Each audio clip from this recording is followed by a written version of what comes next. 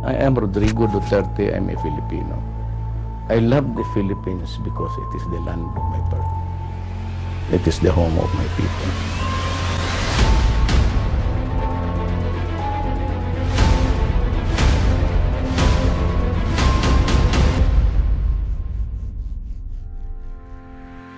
Yo, what's up sa lahat ng aking mga kababayan sa buong mundo at sa lahat po ng mga nasa Pilipinas.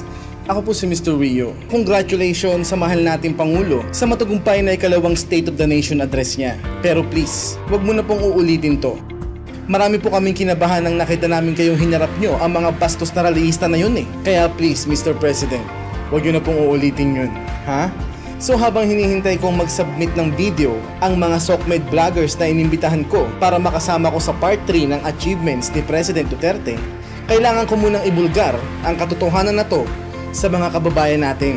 Una sa lahat, pasensya na po sa lahat ng mga ka-DDS ko kasi nabuking na po tayo ng University of Oxford na binabayaran tayo ni President Duterte. Ako na po ang unang aamin. Opo, binabayaran po kami ni President Duterte. Actually, kulang po yung $200,000 o 10 million pesos na sinasabi ng University of Oxford dahil higit pa po doon ang binabayad sa amin ni President Duterte. Matanong ko nga po kayo, meron na ho bang na-inventong calculator na pwedeng i-convert ang binabayad sa amin ni President Duterte na pag-asa, pagmamahal at tapat na serbisyo sa bayan at sa taong bayan? Meron bang specific amount ang mga binabayad na yun sa amin? Kulang po ata ang 10 milyon sa mga bagay na yun, no? Actually, ang totoo nga po yan, binabayaran din po namin si President Duterte ng pagtitiwala, pagmamahal at panalangin. Meron ho bang katumbas na halaga ang mga bagay na yon? Wala ho yata. So tanggapin nyo man o hindi, yun ho ang totoo na yun ho ang binabayad sa amin ni President Duterte. Kaya nga ho sobrang dami nagmamahal sa kanya. To the University of Oxford, let me tell you something. Trolls are those paid idiots by the opposition hiding their true identity on social media. All of the supporters of the president are not afraid to show themselves because they know that what they are fighting for is right. And I'm one of them.